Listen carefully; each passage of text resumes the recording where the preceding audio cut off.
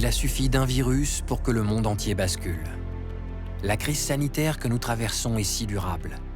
Ses impacts humains, sociaux et économiques sont si profonds que nul n'en mesure encore pleinement les conséquences.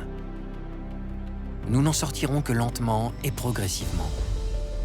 Pour l'UNSA, cette situation doit marquer un tournant dans nos réflexions et nous permettre de poser les fondements du monde d'après.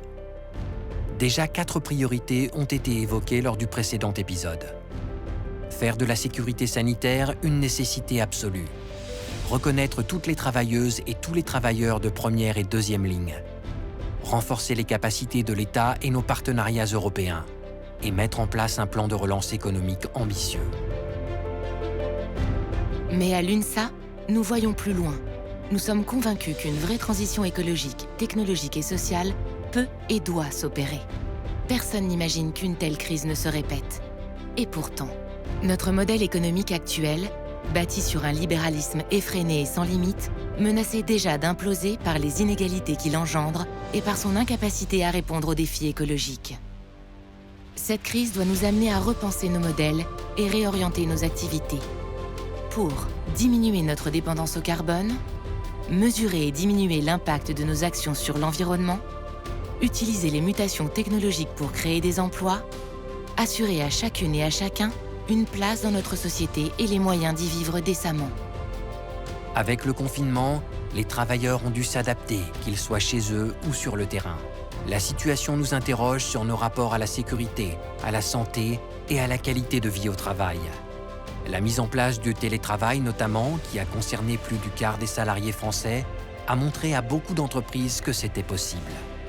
Au-delà de la réduction des déplacements, source de stress, de pollution, de perte de temps, le télétravail permet de s'interroger sur les processus de décision, sur l'efficacité des réunions et sur le sens des collectifs de travail.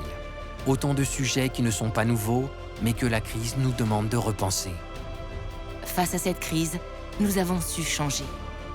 Nous avons modifié nos comportements collectifs et individuels et nous avons accepté des mesures d'urgence exceptionnelles. D'autres mesures seront sans doute nécessaires sur de longs mois. Notre société devra concilier liberté et sécurité. Les garde-fous, les autorités indépendantes, les contre-pouvoirs devront jouer leur rôle. À l'UNSA, nous plaidons pour une démocratie renforcée qui nous protège de toute tentation autoritaire. Le défi, protéger l'ensemble de notre population tout en respectant les droits fondamentaux de chaque individu. Depuis le début de la crise, les partenaires sociaux ont démontré leur esprit de responsabilité. L'UNSA, comme d'autres organisations représentatives des salariés, a souvent été entendue, mais pas toujours. Il faut aller plus loin. Limiter l'impact de la crise économique, relancer l'activité, ne peut dépendre des seuls pouvoirs publics. Les partenaires sociaux y ont toute leur place. La période que nous traversons montre que notre société est riche de sa solidarité, de ses gestes citoyens et de son inventivité. Une prise de conscience se fait jour.